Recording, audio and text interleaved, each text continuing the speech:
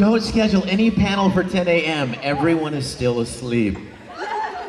Including me. Yes, I walk in my sleep. Good morning, I'm so glad you guys are here. Okay, how many of you were in the thing last night? Okay, I'm sorry that we played that again. I was just trying to kill time. I was like, it's 5 till, let's just kill 5 minutes and, kind of entertain while people are coming in. And then I thought, oh no, what if they saw this last night? They're gonna hate it. But, I love you. I love you. Oh my God.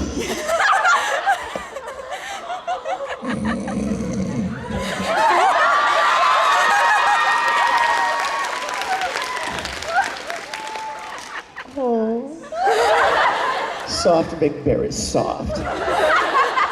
I love him. Is he something that I'm gonna get to sign for you later or something? Awesome. You guys, we have so much to talk about. You know how many questions we left unanswered last night. Plus, we have some fun videos to show you. And before I go forward, wow, listen to all that reverberation. Hello.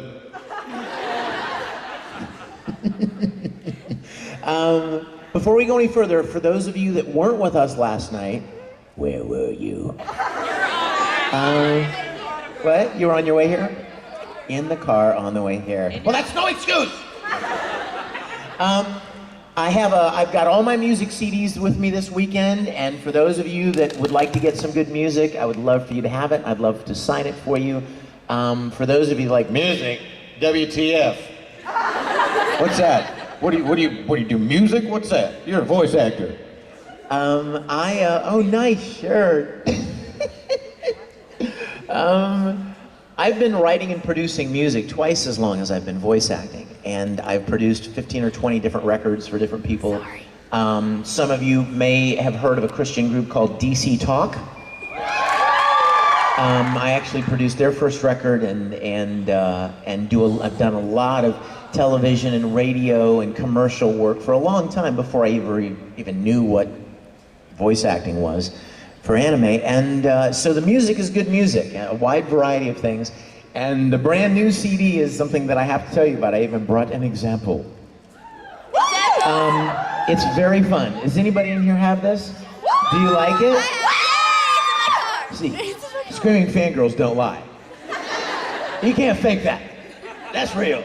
That's real life. That just happened. Anyway, Maka! Sorry. I can't help it. I see Maka and I get crazy. Daddy loves you. The new CD is a remix CD. So for those of you like, I don't like no slow crap, boring music. This is all up-tempo, club mix, kind of fun, high-energy stuff. And what's especially cool about it is that I worked really hard with my dear friend Kat to get permission from the Japanese companies who own some of the music to some of the shows that I've worked on to let me record some songs. Now that's not easy to do, you guys. Let me just tell you that it's really kind of problematic. Negotiating with people on the other side of the planet. And that's why you don't see a lot of releases with like English versions of Japanese openings and different theme songs and stuff. But this CD has the Brothers theme from Fullmetal Alchemist. Oh, but it's better. It gets better. Because you guys know, you're like, wait a minute, didn't you just say that it wasn't any of that slow, boring ballad music? How can I repay you, bruh? No. This is like full on. And then there's like the D and Angel theme. Again, I know you're thinking, darkness, I'll fight you can't. No. High energy. And then there's the Guilty Beauty Love theme that I sang last night that's on here. And then there's a bunch of some of the more popular ones that I've done, original things, all up-tempo, fun, super fun. So I've got these, and I've got some instrumental CDs, Parents, I just gotta tell you, Dad, Mom, I have these really, and even you guys, I have these really great piano CDs. They're all instrumental, and they're not designed to like grab attention and make a lot of noise. They're designed to just create a nice, relaxing atmosphere when you've had a rough day at school or at work, or when you're on your commute someplace, or in the morning as you're having your cup of coffee, or you just want something to just kind of relax and take the edge off. I've got a couple of those, and so many fans wrote me over the years and said, "Why don't you make a Christmas CD?" And I used to think, that's nutty. Why are you asking me that? But I decided to go ahead and do it, and I have a Christmas CD as well. Now I know you're like, dude, it's June. I know, but Christmas is coming.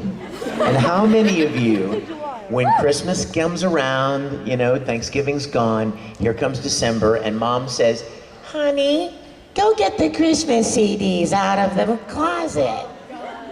And you go and take them out, and what's the thing you think? The same thing every year. Ugh, the same Christmas CDs every... Now you can get a new one. Now you can have new music for Christmas. And how many of you would love to have your mother go, "Turn that Vic Mignogna music up"? So I'll have all of those at the autograph session, and I asked them to have a especially long Q&A session today, because usually they're an hour, and I'm like, no, I wish to talk more than that. I wish to answer more questions and interact more, because we always run out of time when we have an hour. Remember last night, right? Last night we had just gotten started and somebody's in the back room going, 5 minutes, 5 minutes. It's like, oh. So we're gonna have a blast. So let's get started, and I know I promised to show you some video things, and I think you'll enjoy those. But let's start with just some, agua. Yes, let's start with some vodka. No, see now the parents are like, you told me he was a nice guy. He told me he was a nice man and he was a good example and he's drinking vodka. It's not vodka. Okay, yes. Softball out Nuka Break. What was your favorite moment Yes. in filming that, if you have any? My favorite moment?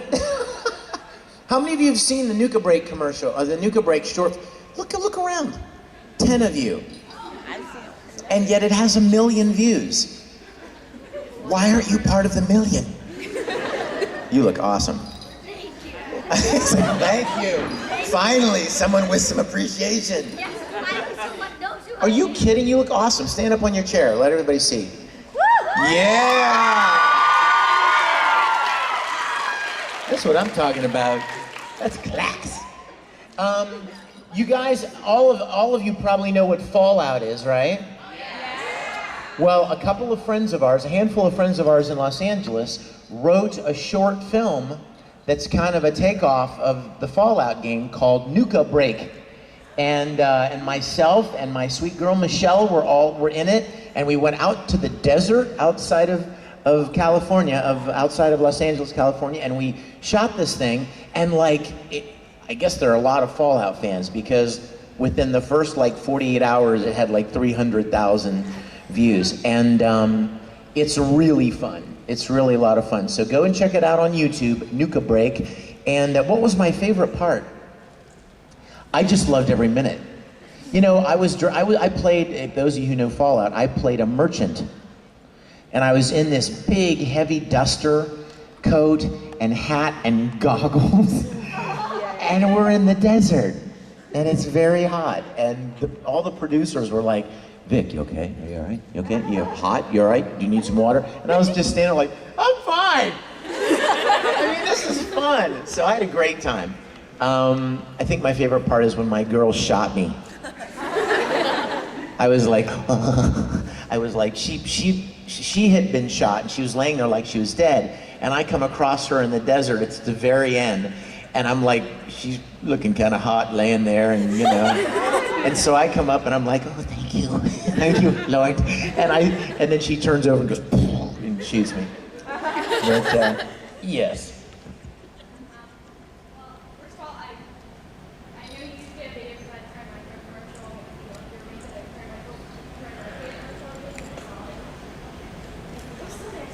Okay. You know what? Thank you for being here. Come here. You guys, this is one of my favorite events. Is there a favorite song that you have wrote? Is there any, with all the music that you've written, is there any song that you would think is your favorite? And do you also have a favorite, any favorite moments from your animes that you've done over the years? Oh my gosh, favorite moments. I have so many favorite moments. I have been blessed beyond beyond what I ever deserved, you guys. I was telling somebody the other day, I was getting ready to get on a plane, and I was like, you know what? This is kind of morbid, but it's just the truth. I said to whoever it was, I don't remember, I said, you know, if this plane goes down, I have lived a most blessed life.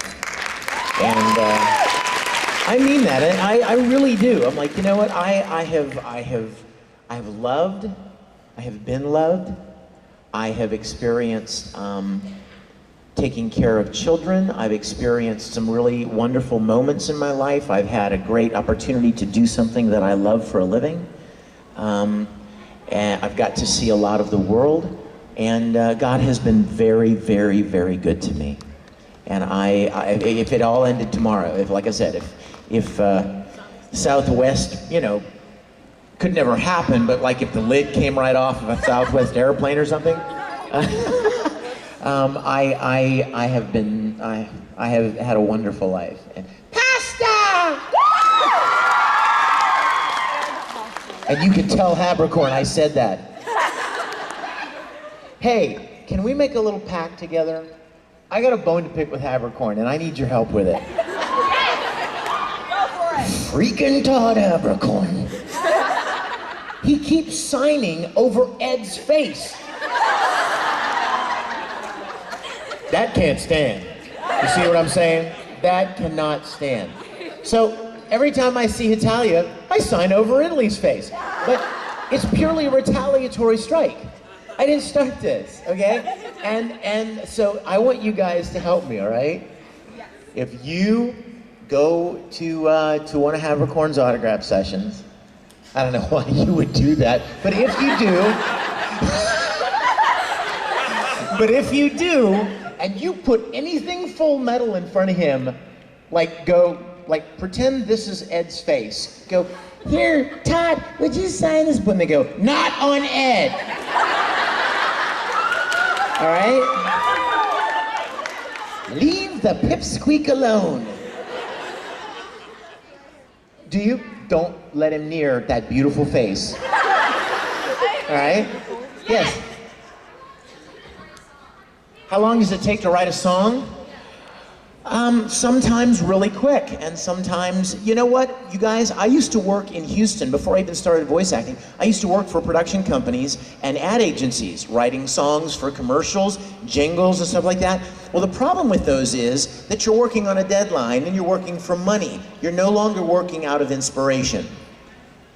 You know, when something moves you, and you, how many of you draw and write stories, and you know that when you're inspired, you sit there and it just goes, right? Sometimes the inspiration, the creativity flows, and you write amazing things in no time. Or you draw something that's amazing so quickly, or whatever it is. Or you make a costume, like in no time. While other times it took you a long time. Well, that's inspiration, that's creativity. And whenever I'm able to write a song based on that, they usually come pretty quick.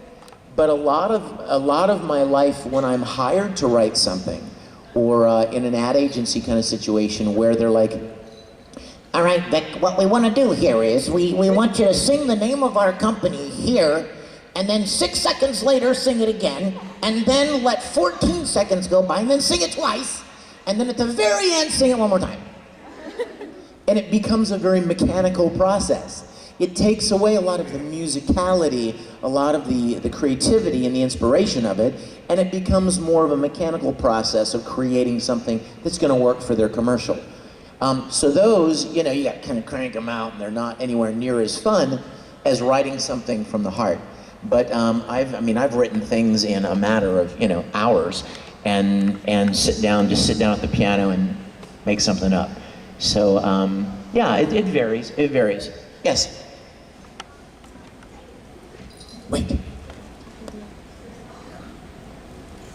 Oh, sure. My question is, how was it for you when you were voicing Obito on Naruto? Well, the fun thing about Obito is what we did was the video game. So the video game was recorded before that story arc. You know what I'm saying? So the story arc of the anime hadn't happened yet, but Obito was in the video game. And same with Nagato. So what I've done so far with Obito is in the video game. And I enjoyed him a lot, and I really enjoyed Nagato. He's dark and awesome. So the next time somebody says, oh, Vic only plays those good guys with blonde hair. No. I give you Nagato. So, and there are two other characters I played in Naruto. I played this very soft, effeminate character. Oh yes, he could be a woman, but he's not. His name is Fuen. And I don't really, it's just one of these story arcs, and my character is like in a little gang with Travis and Laura. And then there was a character in the Shippuden movie called Yomi, this really old crotchety guy who like breaks his chest cavity open and stuff, and I mean, he's bad. He's a bad dude. Once again, I give you Yomi, a bad guy. So yeah, Obito was awesome. Yes. Mm-hmm. Hi. I love you. And could you please do Ed screaming that he's not short?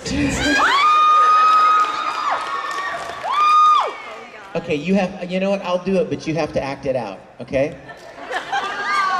Well, I'm not short either. Okay, stand up on the chair for me. Get up on the chair so everybody can see you. Yes. You ready? You ready? Here we go. Who are you calling a pipsqueak midget?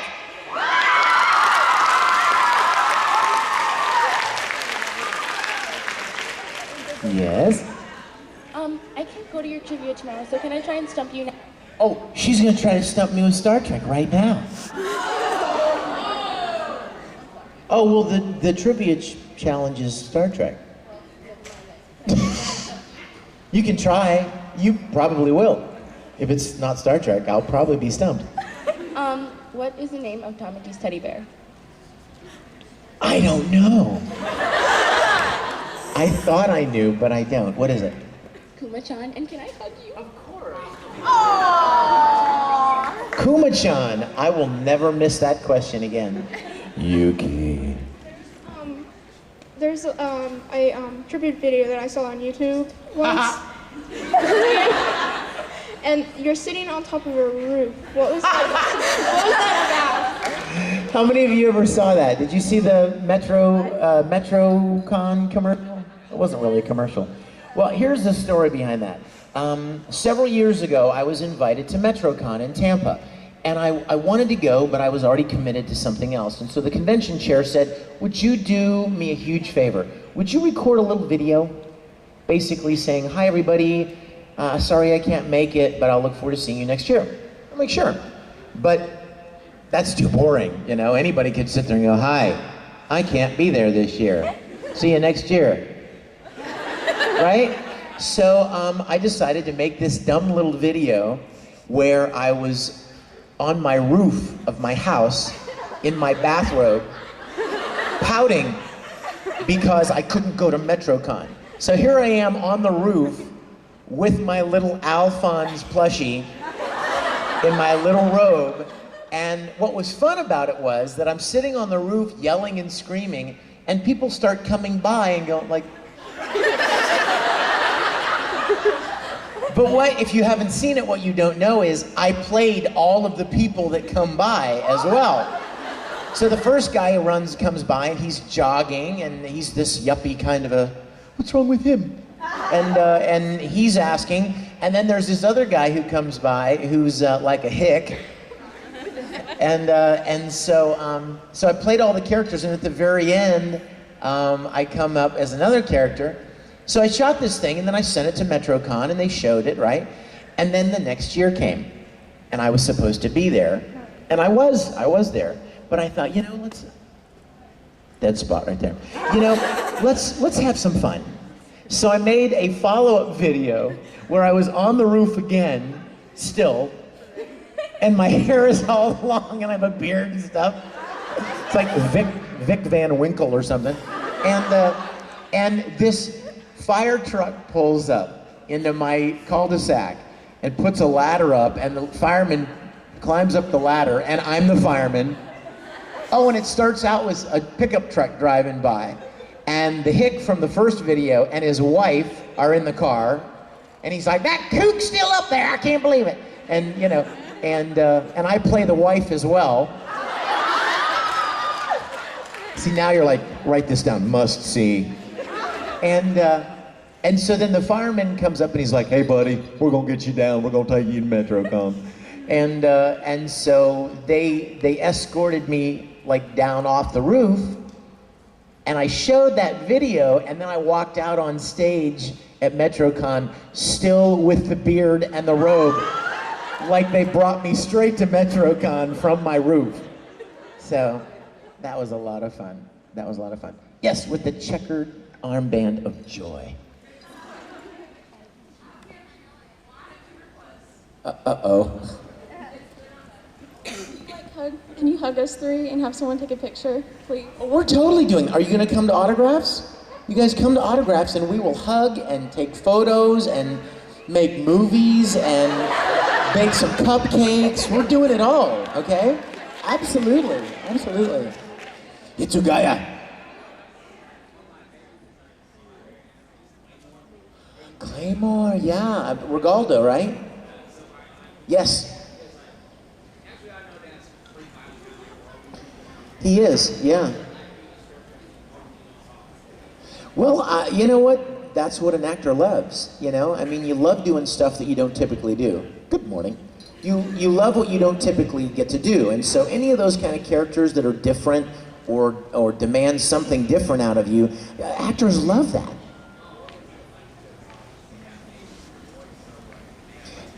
You know what I did? I did the lines like 3 times. When he turns into the lion in Claymore, he's talking about Claymore, I'm sorry, I didn't. He's talking about Claymore, and I play this character in Claymore that he's a normal guy, but then he turns into this silver lion, and he's, you know, ripping people up and all kinds of cool stuff like that. And when he turns into the lion, his voice changes. Well, what we did was, I record the line 3 times with different inflections. You know, like, you know, one time I may say, "You can't get away from me." And then the next time I may say, "You can't get away from me." Just change the inflection. But tempo, timing is the same. So then they layer them together and make this weird kind of a, you know, eerie, spooky kind of a sound. So, yes. And I actually, you know what's a little known fact about Claymore? I actually directed some of Claymore. I did a little bit of directing. Colleen Klinkenbeard asked me if I would direct a couple of episodes, and I loved it. It was a lot of fun. Now, I walked away. I heard you guys back here go, "Oh, he left." You had something, a question? Yeah, can you do the miniskirt bit? See, I should have trusted my instincts. I should have walked away, see? I promised myself I would not do that line anymore. And as much as I love you, and we're still making cupcakes later, I promise, I don't do that line anymore. It has to die. It must die. Many things in this world must live. That line must die, okay? And I wouldn't be fair to all the people that asked me yesterday, and I'm like, no, I can't do it. Yes?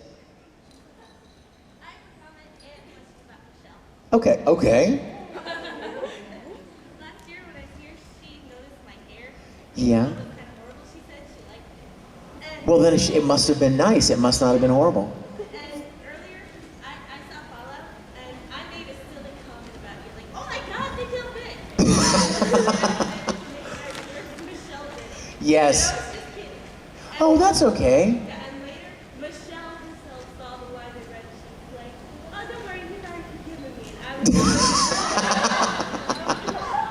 was Well, that's adorable. I'm glad you watched it. And we all have a good sense of humor. So you don't have to worry, like, you know, that I would be offended or anything. by funny joke comments. Yeah. So I'm wondering, how exactly did you and Michelle meet? Oh, you know what? We met at an anime convention. What are the odds, right? Yeah, absolutely. Anime Expo. The first year that I was a guest of honor at Anime Expo, I was doing a panel, much like this, about 3 times this size. It's the Anime Expo.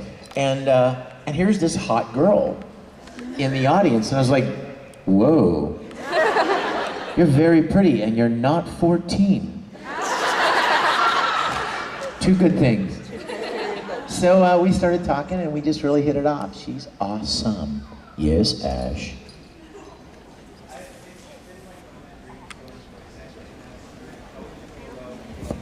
I'm glad you asked. That's something that I'm sure a lot of people want to know about. How do you get into voice acting? Ow! Just poked my leg. You guys, I was really blessed because I got into it when it was still very, very small. It was a very tiny little subculture of people that made it and watched it, and it had not yet become as popular as it did about, 5 or 6 years ago when it kind of exploded and it was everywhere. But here's what I would suggest for all of you guys that are interested in doing this kind of work. Number 1, the key word in voice acting is acting. It's not about making funny voices, you guys. I have a very limited amount of funny voices. And if you look at a lot of the characters that we play, especially main characters, they don't have funny voices. Because main characters, you don't want to listen to that kind of funny voice for 800 episodes, you know what I mean? The goal is not to imitate other characters that you've heard. People all the time say, I can sound just like Homer Simpson, or I can sound just like Scooby-Doo, or whatever. That's awesome. That's really great. It's funny. I'm sure your friends love it, but there are already people doing those roles. Chances are you're not going to get cast to play Homer Simpson. You know what I mean? So it's not really about imitating certain characters or voice actors. It's about acting. And every one of the voice actors that I know, every one of them, well, okay, I take that back. That's not exactly true. I know about 100 voice actors, and I can think of 2 who don't have any theater acting training. The vast majority of them have a great deal of experience in acting, in theater. Many of us actually have degrees in theater. I minored in theater in college. I majored in film and minored in theater. And then people like Lucy Christian, and I know several others, have degrees in theater. And they all do stage work and on-camera work, so they develop their skills as an actor long before they ever got any opportunity to voice act. So that's the first thing, acting. Get into plays in your school. Get into community theater. Most cities of any size have community theater. Get into church programs. Take acting classes at different places. Look into developing your skills as an actor. That's the first thing. Second thing is, you just have to be where the work is. That's not the greatest news. I know that's not the best news, but it's just the reality. If I wanted to be a country singer, where would I go? Nashville, right? Go where that kind of stuff is done for the most part. If you want to do certain things, there are certain areas of the country, certain cities that specialize in different things. When it comes to voice acting, Los Angeles, Houston, Dallas, Vancouver, Canada. New York. A little bit New York, yeah, of course, New York, where Lisa and Pokemon is done, and a handful of other things. And that's really about it. I know there's a little teeny bit occasionally that's done in North Carolina, not a lot. And there's a little teeny bit I've heard that's done in Toronto, Canada, not a lot. But those are the places where this kind of work is done. Now, let me real quick differentiate you guys between voiceover and voice acting. Voice acting is what we do, anime, okay? Voiceover is like commercial work, right? Which you hear everywhere, you know? Come on down to Bob's Steakhouse. We got $2.99 special Thursday through Friday. Yeah, right? Or, if you're suffering from hemorrhoids. Right? Those are commercials, and they're everywhere. Any city of any reasonable size, even little towns, have commercials because the businesses in those cities need to advertise, right? They want you to know about their car dealership or their dry cleaning business or whatever it is. And so they're gonna make commercials for their business, and they're gonna need somebody to be the announcer. That's voiceover. And that kind of work is available almost everywhere. But there's a difference between voiceover and voice acting, okay? So that's the answer. And you just kind of have to, you kind of have to be where it happens. Hey, you wanna see something funny? Speaking of imitating, I have to show you this because it's fun, and I think you'll enjoy it. Some of you know, most of you know, I'm a big Star Trek fan, but I'm also a big Star Wars fan. Star Wars fans in here? Okay, well, ever since I was a little boy, I always thought I did such an amazing Yoda impression. And so one day I was at home, bored, clearly, and I thought, you know what I'm gonna do?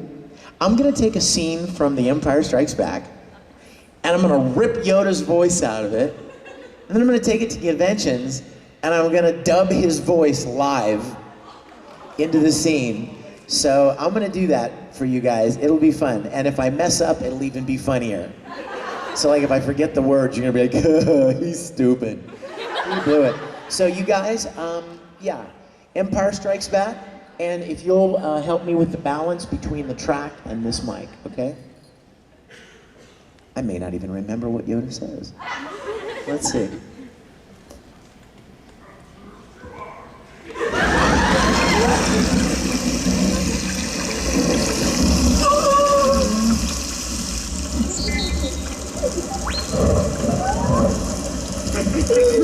Look, I'm sure it's delicious. I just don't understand why we can't see Yoda now.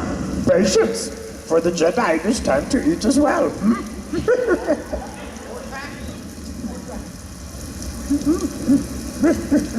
Good food. I cook.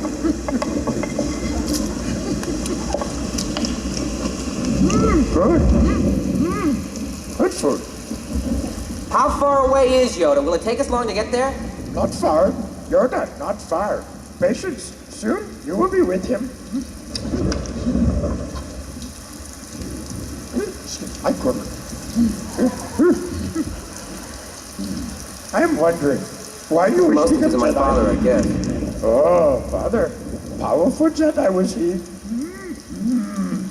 Powerful Jedi. Come on. How could you know my father? You don't even know who I am. No, I don't even know what I'm doing here. We're wasting our time.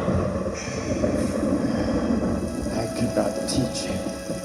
The boy has no patience. You will learn patience.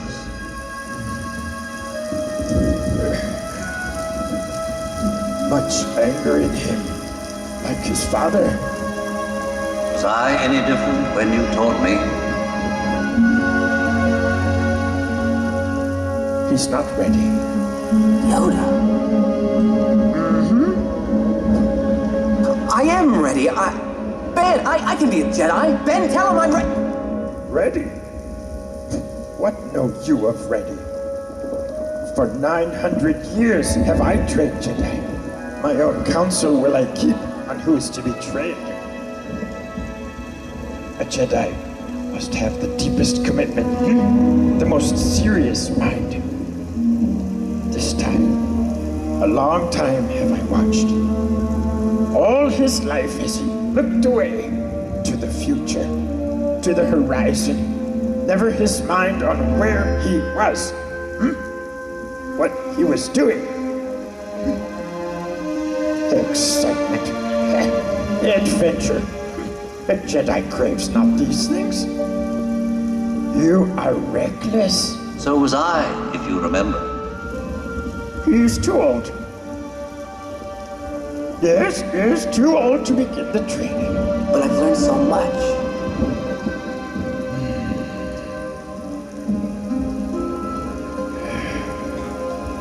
Will he finish what he begins? I won't fail you.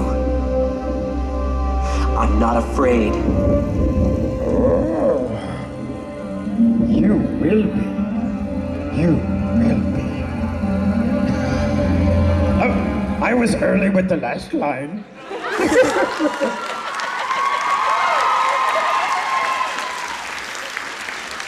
That's what happens when you can't see the screen. He's there somewhere. I can't see him. Yes.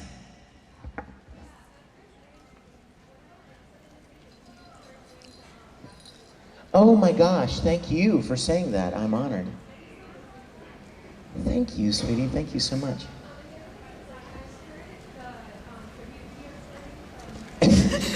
Oh, well, you can't trust anything Habercorn says. Thank you. I will tell you the truth. She asked about the tribute video, little tribute video wars that are going on right now. They're not really wars. And by the way, I tease Habercorn. I love him. We are best buddies, and I love him like a little brother. And we have a great time together. So don't anybody go out of here with the mistaken impression, Vic and Todd hate each other.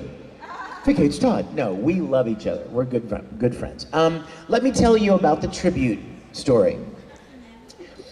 I was working on a Star Trek production in upstate New York last year.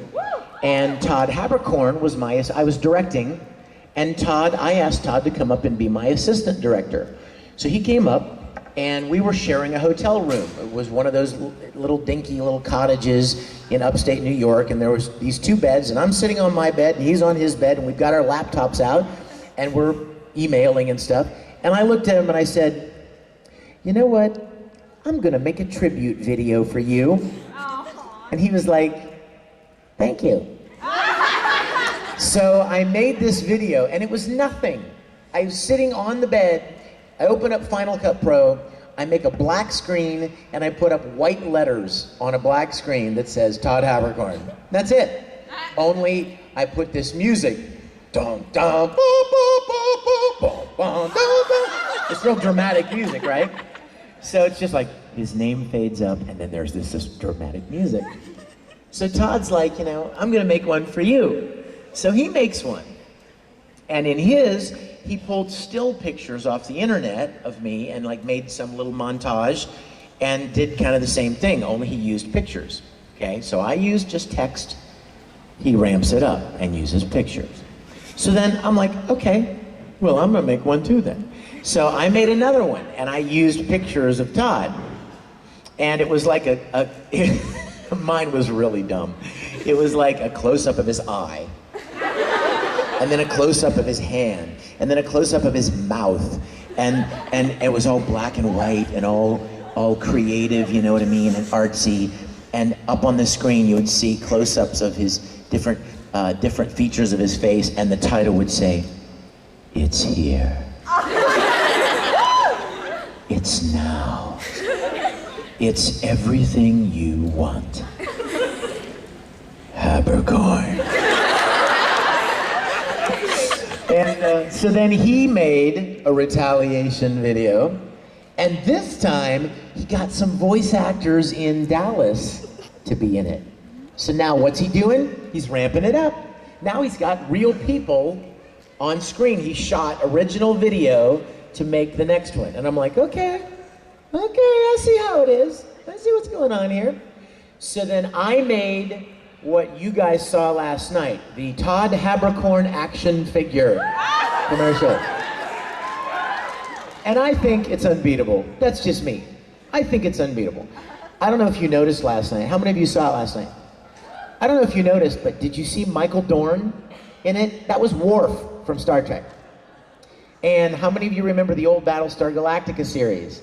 That was Richard Hatch, sitting there playing with the Todd Habercorn doll, who played Apollo in the original series.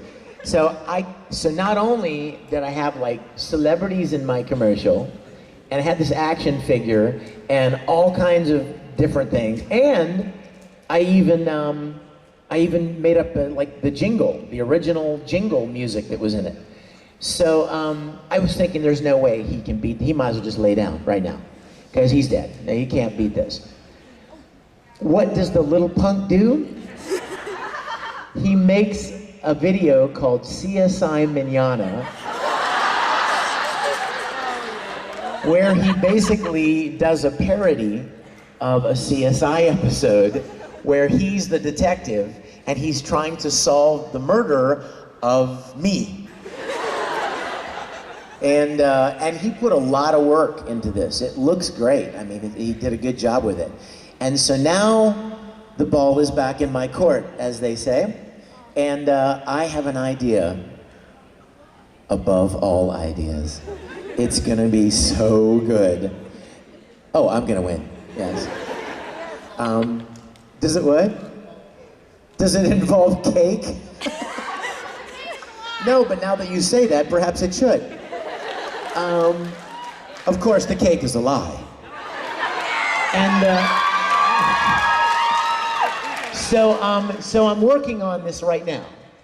My next answer to the tribute video is in the works right now, and you guys keep an eye open for it. If you've not seen them, they're all on YouTube, so go check them out. They're fun.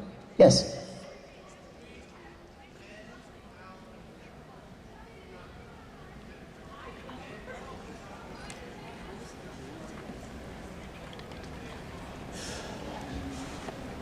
He says, which do you think, Ed, Ikaku, or Yoshimori? Who do you think would win in a fight? You know what I want to know? Why do people always want my characters to fight? Why are they always fighting? Violence. I know, right? Okay, my answer would be, I think Ed would win. But I do think that Yoshimori, would give him a little run for his money. I do think that. Because, at the end there with his Zekai and stuff, he was getting some serious skills. But I think Ed's just got a little too much alchemy talent, if you know what I mean. Poor Ikaku, all he can do is swing his bankai around. He's like, that's all he can do. And of course, Yoshimori would be like, cats! And then, boom, he's in a box. So Ikaku's out. He's out of the game. Yes? Italy. I don't mind saying that because it's Capricorn. We tease a lot, but yeah. I'm Italian, of course, and when I saw some of the show, I'm like, oh my gosh, Italy's voice sounds familiar. Well, you know who voiced Italy in the original Japanese? This guy Daisuke, somebody I don't remember his last name, but he played Fai in Tsubasa. And so I'm like, oh my gosh, it's my guy. This is my guy. So we auditioned for a lot of different characters, and you know what? He's doing a great job with Italy. I'm just happy to be a part of it. And Greece is a lot of fun. Greece and his weirdness with Japan and cats and all of it. But it's a lot of fun. I'm glad to be a part of it. Yes. Uh-huh. Oh, I see how that works. This guy's got like 4 people raising their hands for him. It's like...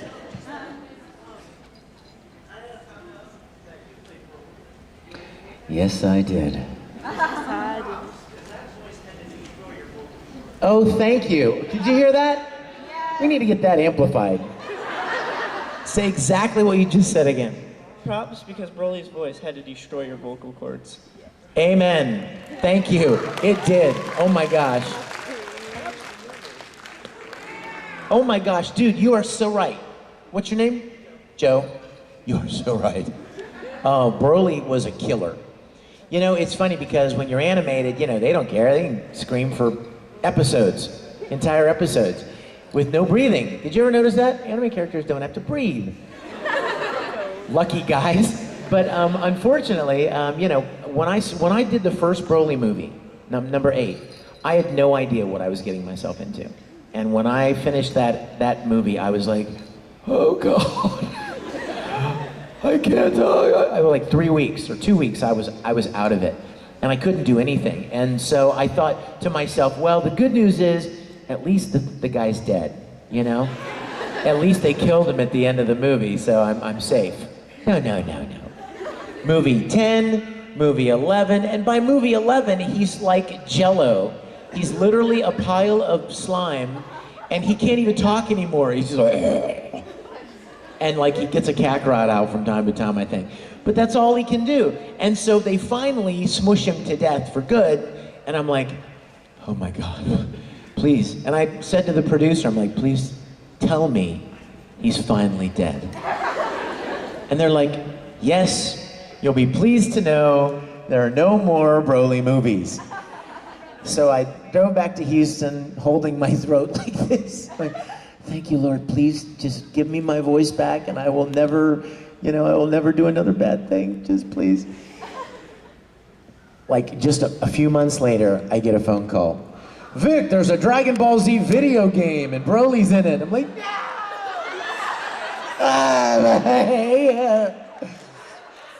And I've done like 5 video games since the movies. So he's not dying anytime soon, I don't think.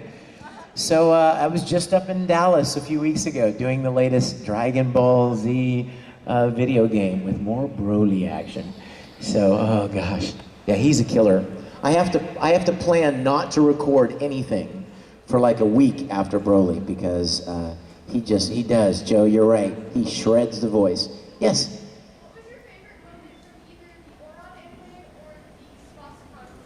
Well, you know what? I have to tell you guys, Oren is one of my absolute favorites. I think I've done, I don't even know how many series I've done now. I think I've done like 200 anime series and video games, if you were to combine them all. I think there have been 200 different productions, roughly, that I've done. But Oren has the distinction of being one of those series where I found out about it before it was even licensed. And I kind of fell in love with it, which is a bad idea. Because if the show isn't licensed yet, there's no way of knowing if you're ever going to get to be a part of it, So don't be a dummy and fall in love with the show and want to work on the show if there's little chance you're actually going to be able to be a part of the show. But somebody told me about this character who plays the piano and he runs this hose club and he tries to be all smooth and romantic and suave and he's pretty good at that, but then he turns right around and balls up in the corner and he's a little baby, whining, screaming in the corner. And I was thinking, oh my gosh, I watched some of the episodes and I thought, oh, I love this show so much. And Funimation, as luck would have it, Funimation got the license and then they auditioned and I auditioned for Tamaki and several other roles, but I mean, I was just like, oh, I poured everything I had into that audition for Tamaki. And I was fortunate enough to get cast to play him.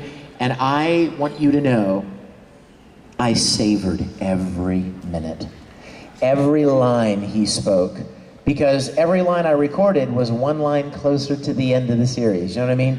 Every time we would record a new episode, I would be like, oh my gosh, we're already at episode 9, and they're only, 26? And I could see it just going away, and I knew it was coming to an end. So I really savored that series. I loved Tamaki, except for Ed. I mean, Tamaki is definitely my favorite. So. You guys, I think it's time we show something special. If you could get somebody ready to turn all the house lights off, because this is serious business. I told you I was going to show you this, so I'm going to tell you the story, and then we're going to watch it. Very shortly after we started recording Fullmetal, the first series, I just kind of fell in love with the show, and I was moved by the show a lot more than I had been for any of the other 50 or 60 shows that I had done up to that point. And so I started thinking, what would be a plausible story whereby what would be a plausible story whereby a grown man could turn into an anime character? So I made up this idea, I made up this story idea, and then I started thinking, you know what? I should ask some of the other voice actors from Fullmetal Alchemist if they would like to be in this little thing with me. So I wrote this story and I asked some of them, and several of them said, that sounds like lots of fun. So we all got together one weekend in Houston, Texas, and we made a little short live action thing called Fullmetal Fantasy.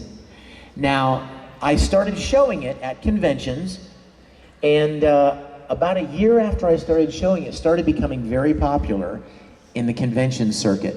And Funimation called me and said, hey, we're kind of concerned that the Japanese who own Full Metal Alchemist would not be too happy about you making this live action thing. And I said, well, wait a minute, it's just a parody, it's a fan film. It's just a fun little thing, and it promotes their show. I mean, how many other shows can say that they've got voice actors dressing up as their characters, spending their own money and time and energy making something like this because they love it so much? Because they love it so much. And Funimation was like, yeah, we understand that, but the Japanese may not understand that. And we don't want to take a chance on damaging our relationship with them. And I'm like, well, right, I understand that. I don't want that either. So for several years, we never showed this. It sat in my laptop bag and no one ever saw it. And then just about a year and a half ago, I got permission from Funimation to start showing it again. So you guys who never got to see it are gonna get to see it now, and be prepared because it's scary.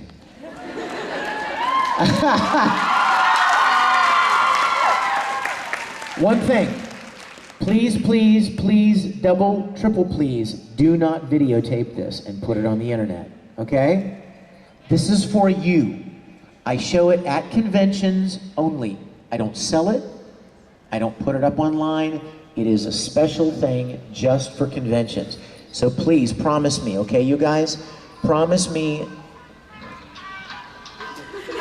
that you will not put this on the internet, okay? Please. I want people to enjoy it the way you're going to get to enjoy it, okay? In this nice big room, and we're going to crank up the sound, big screens. It's going to be fun.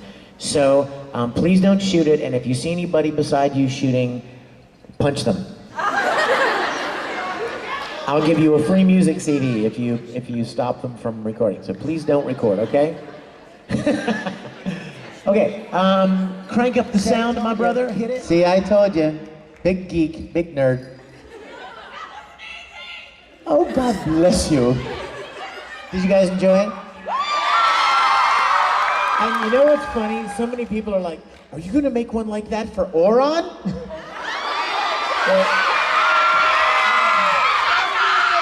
Do you know how much trouble I got in making that thing? I don't think I could ever do that. I don't think I'd ever do it. But it was fun. Yes? I have two questions. One, what would you do if... For Klondike Bar? No, I'm sorry. If you were in a zombie apocalypse. And two, I know you're a big Star Wars nerd like myself, so who are the 501st?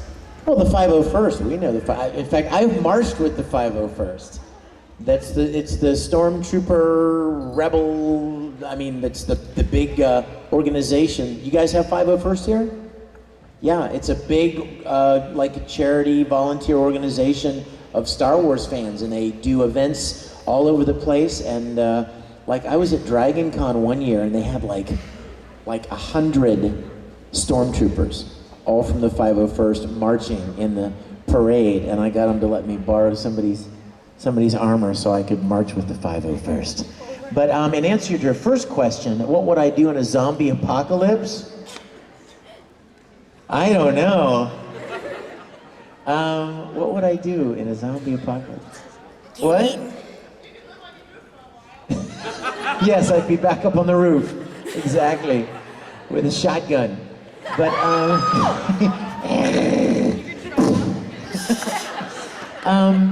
don't know, I'd have to think about that. You know, I should have a good answer for that, because you know that's coming. I mean, you know that's coming, so gotta have it. Yes? Really? Oh my gosh, really? That's kind of heavy. Should I do it? She asked me if I could share my testimony. Is that okay with you guys? I'm not being all preachy or anything. She asked a question, I'm gonna answer the question just like anyone else's question. But I'll keep it succinct, okay? I grew up in a very, very conservative home. My grandfather was the pastor of a little church in Greensburg, Pennsylvania. Little tiny church. My mom played the piano and everything. So I was one of those punky kids, pastor's kids. You guys all know probably somebody who grew up in a missionary's home or a preacher's home, a preacher's kid or whatever. I was one of those. I was one of those kids who would go to Sunday school and I would like correct the Sunday school teacher. Like I knew the story so good, you know what I mean? And I was always a brat and I was always getting in trouble in church and I'm going to tell your grandfather. Yeah, that kind of thing. But I always, when I was younger, I always grew up thinking that because my grandfather was a pastor of a church, and because my mom played the piano in church, that I was probably all cool with God, you know? I'm in the club, you know? Because you know who my grandpa is, right? So somehow that must make it cool for me. And when I was 13 years old, I realized that every human being needs to make a decision for themselves. Every one of us is responsible to make a decision for our own selves and our own lives. And it was at that point that when I was 13 years old, I asked Christ into my heart to be my Savior. And I did it for myself. I didn't do it because my grandpa was somebody, or because my mom was somebody, or because I went to Christian schools, or because I wore a tie, or because I memorized lots of Bible verses. It had nothing to do with any of that. Nothing. I realized that God wanted a relationship with me. I realized that God loved me, and He wanted a relationship with me, and so when I was 13, I chose for myself that relationship. And all I want you guys to know is, did you notice I didn't say any religion? I'm not talking about Catholic, Baptist, Lutheran, all that junk. I'm talking about, I want you to know one thing. God is just as crazy about you as He was about me. He loves you guys like you can't imagine, and He wants a relationship with you as much as He wanted one with me. So, that's all I have to say. I'm not trying to get you to sign your name on anything. I'm not trying to get you to give money. Not trying to get you to do anything except realize that you are very loved, and He wants a relationship with you. So, yes, sir. Okay. Come on. Oh, you need my mic. Okay. I was playing Sonic Colors for Nintendo DS, and I saw your name last in the credits. And according to the fan base, this is you.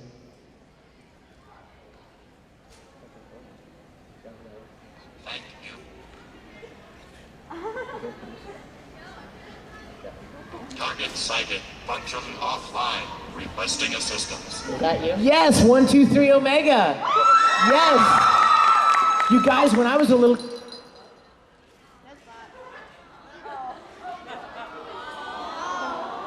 Hello? Better. When I was a little kid, I loved Sonic the Hedgehog. And so when I got the chance to audition for a Sonic video game, I was all jazzed. And I was like, oh my gosh, this would be so awesome. And I told the producers, I'll pay you if you'll let me be in this game. No, I didn't do that, but I would have. Don't tell them. And so I got to play the robot, 123 Omega. And so I was very jazzed to be a part of it. That's the first I've heard of it. It's the first I've heard since we recorded it. Yes, sir. Uh-huh. Oh, 1 second, right here.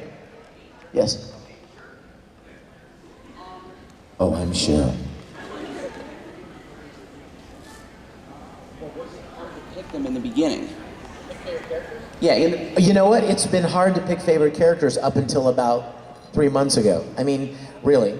I've gotten to play so many great roles, and I'm so in love with so many of the characters I've got to play, that for the longest time when people would say, what's your favorite character? I would say, oh, I could never pick a favorite. I love all of them. But then something happened that I could no longer resist. I finished recording Brotherhood. And when I recorded the last episode of Brotherhood, I was like, okay, that does it, I'm done. I love Ed. Ed is my favorite. And you know what you gotta remember? You gotta remember that, I mean, a lot of anime series are like 26 episodes, right? So they're like, you play a character, even if it's a lead character, 26 episodes and you're done. And when I thought about it, I played Ed 52 episodes, the first series, a movie, OVAs, video games, then 64 more episodes of Brotherhood, and in case you didn't know, there's a Brotherhood movie coming out. So after I realized I've been playing the little pipsqueak for a long time, and a lot of episodes, and you know, I love him. He is a great character. I don't say this because of me. I say it just as an observation. I don't think there are a lot of Edward Elrics in the anime world. There are not a lot of characters like that. They're flawed, they're troubled, they're bitter, but they're heroic, and they've got a great spirit, and they're loyal, and they're loving, and they're hopeful. I mean, it's just a really great character, and I am so grateful to have had the chance to play that role. So yeah, Ed would have to be my favorite, and then like I said a few minutes ago, just a close second, right beneath Ed, would be Tamaki. And then of course, you know, I mean, there's a whole slew. There's Dark, and Zero from Vampire Night, and Five from Tsubasa, and oh my gosh, the list goes. Ikaku from Bleach, and there's just Yoshimori I've loved. So there's so many great roles. I know you thought I called on you, so I better go ahead and take it. All right? Yes.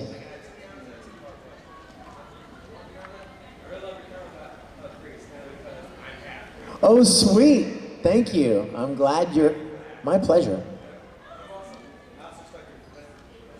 Oh, thank you, sir. Thank you. Yes.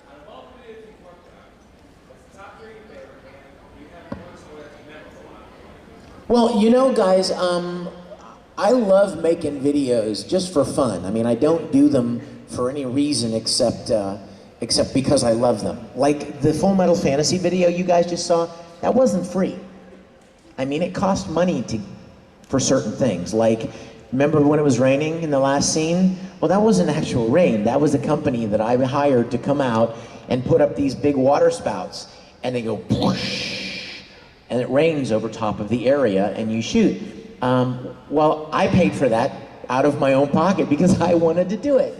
So, I mean, all of them, you know, I just love doing them. I don't care about making any money with them or somebody else giving me money to make them. I just enjoy doing them. So, just like with the Habercorn videos. Todd puts his money into making his tribute videos because he has a passion for it. And the ones that I've made, the one that I'm about to make is going to cost me a bit, I think. And when you see it, you'll know why. But I don't care. I love what I do.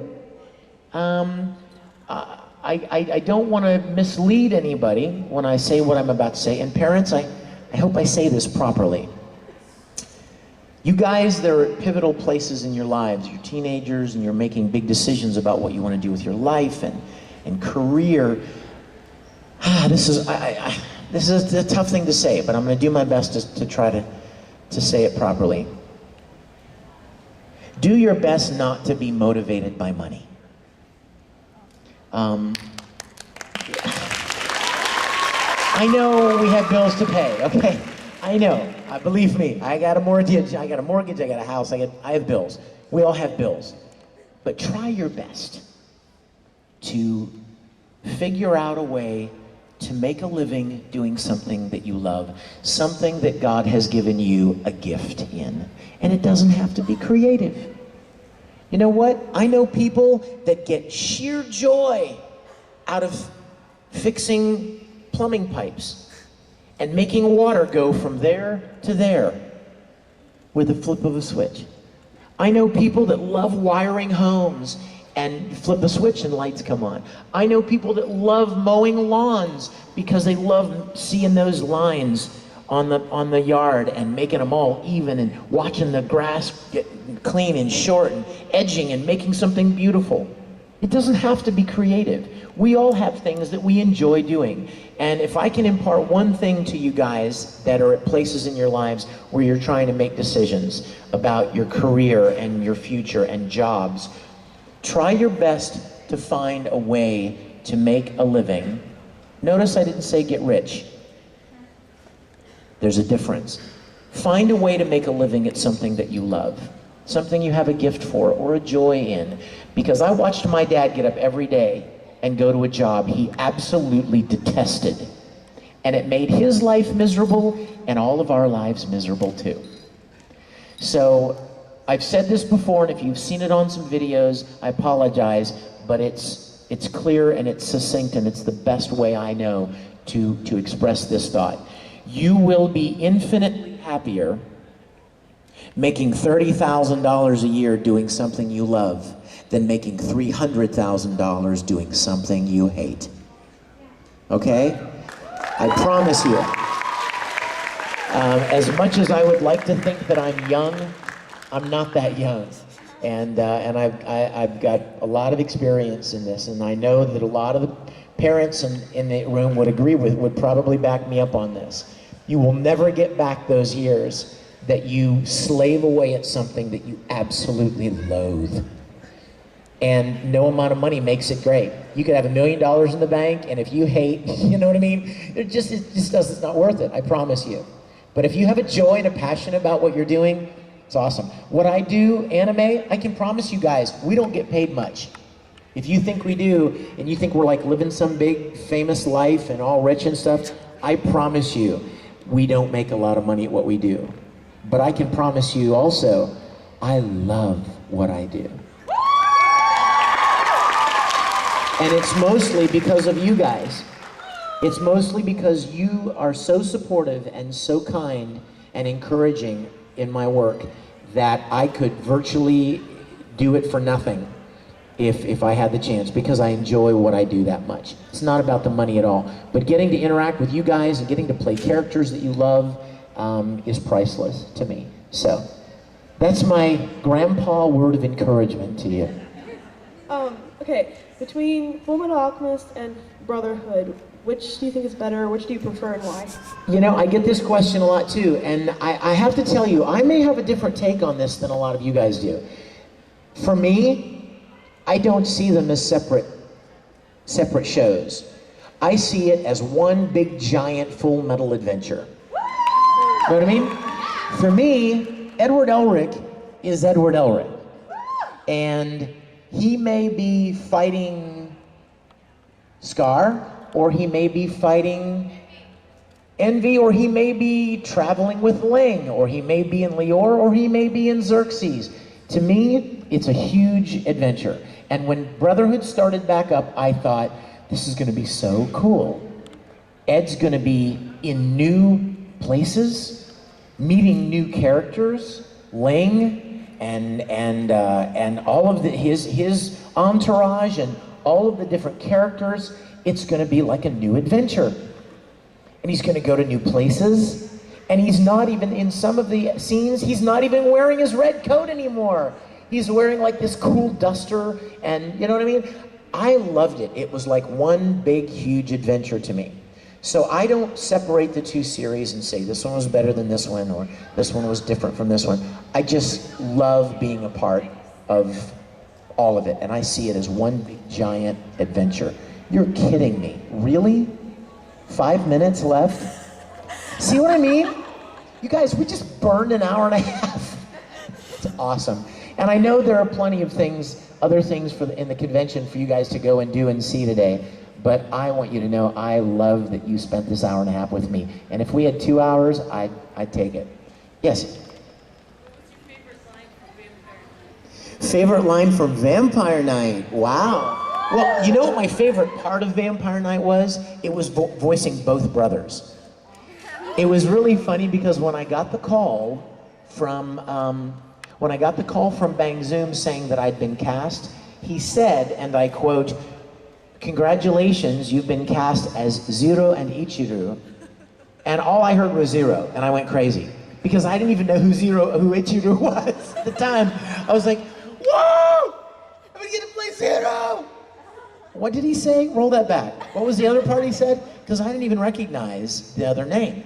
And it wasn't until then that I realized that Zero has a twin brother. And that they like talk to each other, and they fight each other, and shoot each other and stuff. And I was like, this is gonna be so fun. Because that's like an actor's dream. a voice actor's dream is to get to play characters who actually interact with each other.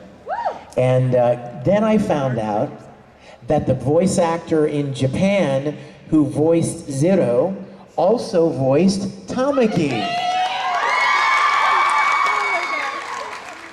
So I tell you what my goal is. My goal, I'm talking with a friend of mine in Japan right now, and we're trying to set up a convention appearance with me and Mamoru Mayano, who is the voice of Tamaki and Zero. I thought that would be so fun, wouldn't it, for us both to be at a convention together? And so we're working on that. But I don't really have a favorite line. I just loved the series. Yeah, Vampire Night was awesome. I have something funny to answer your question about interesting moments from videos that I've done. The Fullmetal Fantasy video you just watched, I have something funny to tell you. The last scene, right? It was raining, right? We shot that the whole thing we shot over one weekend, okay? And we shot most of it on Saturday, and we were gonna shoot the scene at night, that last scene, we're gonna shoot it Saturday night. So we shot all the other stuff during the day, and then when it got dark, we were all gonna go over to this little area that I'd found, and we were gonna set up our little rain spouts, and we were gonna shoot the last scene. So literally, we would have shot the whole thing in like one day, okay? Guess what happened? It rained Saturday night. You couldn't shoot. You can't shoot in the rain because everything gets wet. You see, when you watch movies and stuff, they're controlling all of that because they've got equipment and crew and lights, and so they want it to rain right there where the actors are, and then they want all their crew and their expensive equipment out here dry, right? So when it rained, we had to cancel our shooting Saturday night because you can't shoot in the actual rain. Everything gets wet. You can't start it and stop it. You can't control it. It's hard to light rain, actually. When you shoot in rain, a lot of times you don't even see it. So you have to light it a certain way to be able to see it on screen. So we had to postpone the last scene until Sunday night when it wasn't raining. So I thought that's always been a kind of a funny moment to me that we actually, the last scene in the rain, we had to postpone because it rained. You know what? We have time for one last question. Is it a good one? It has to be a good one. Wait a minute, you know what? She hit me with this thing when I went by last time. So she deserves the question, yes. Okay, 3 things. 3 things? Wait a minute. Okay. Okay, do you believe Tamaki is the master of the emo corner? Absolutely. Next question, that was easy. Okay, I forget the next one, but will you talk to me as though I'm one of the members at your host club? You come to my autograph session and I will absolutely do that, okay? It's a deal, absolutely.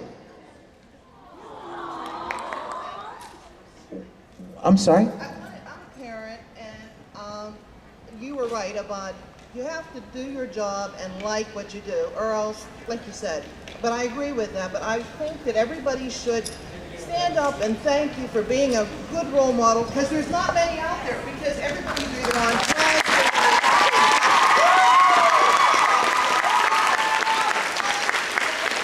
You guys, I love you so much. Thank you so much. I can't thank you enough. You're very, very kind. And you know what? Let me end by saying this. We're done, but let me end by saying this, you guys. I have heard that there are people on the internet who take horrible pot shots at me. I mean, like, they make up the most vicious lies and rumors. And I'm not even really sure why, because, I mean, everything I've ever heard is so completely contrary. I've literally heard, oh yeah, he really hates his fans. Are you kidding me? Really? I mean, who does all these events and hugs everybody, everywhere, if he hates them so much? You know what I mean? The things they say run completely contrary to everything that you guys know. And I can't quite figure out exactly why. But let me just go on the record in front of all of you once again to tell you, I adore you. I am so grateful for the opportunity to do what I do. And I hope I get to do it for a long time to come. And if you guys ever read any of that garbage, you say, hey, look, I hung out with the guy, and he's not like that at all. Because you guys have been so supportive of my work, and I can never thank you enough. And I'm going to be signing this, in an hour or so. I'm going to be signing, and I'll be there for a while. If I didn't get to sign something for you guys, and you'd like to come by and say hi and take a picture, maybe get some music, I will be there. And thank you for hanging out with me. I love you guys. Thank you.